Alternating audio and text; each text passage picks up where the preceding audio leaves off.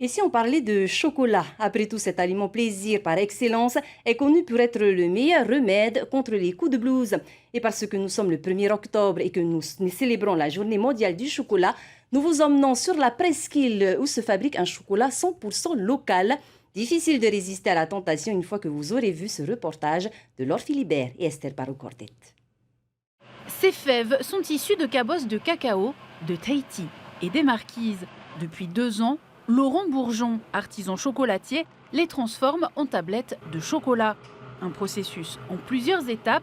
De la récolte à la dégustation, il faut compter au minimum 3 semaines. Bon, la première chose à faire, c'est les cabossages. On va ouvrir les cabosses de cacao afin de récupérer les fèves qui sont à l'intérieur, entourées de cette pulpe.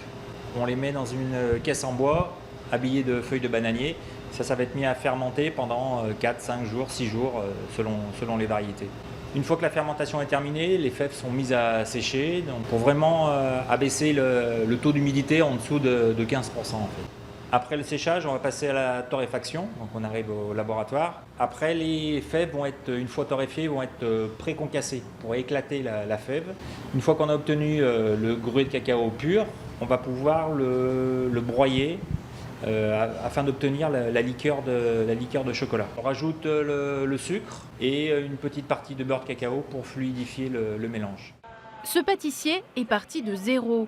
Patience, savoir-faire et créativité font de ce chocolat un produit d'exception. Je m'étais toujours posé comme question pourquoi il n'y a pas de chocolat fabriqué à Tahiti. Et à force de chercher, on a pu réussir à trouver des cabosses de cacao, acheter les machines qui convenaient pour pouvoir fabriquer du chocolat local.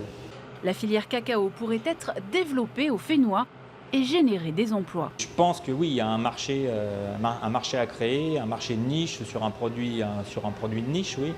Un produit local qui peut être produit localement du départ jusqu'à la fin, qui pourrait être intéressant d'arriver à développer. Aotearoa, baie rose, gingembre, ce chocolatier ne manque pas d'imagination pour décliner son produit. De quoi régaler les gourmands.